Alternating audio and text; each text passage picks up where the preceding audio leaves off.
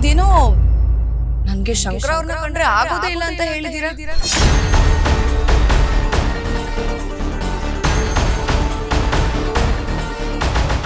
Okay, ಅಭಿಪ್ರಾಯ ವ್ಯಕ್ತಪಡಿಸೋದ್ರಲ್ಲಿ ಯಾವ ತಪ್ಪು ಇಲ್ಲ.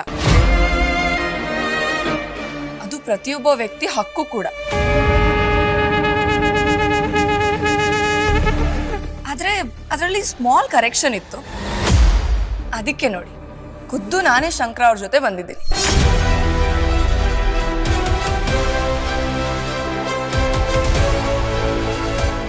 ಇವಾಗ ಹೇಳ್ತೀನಿ, ಕಿವಿ ಕೊಟ್ಟು ಕೇಳಿ.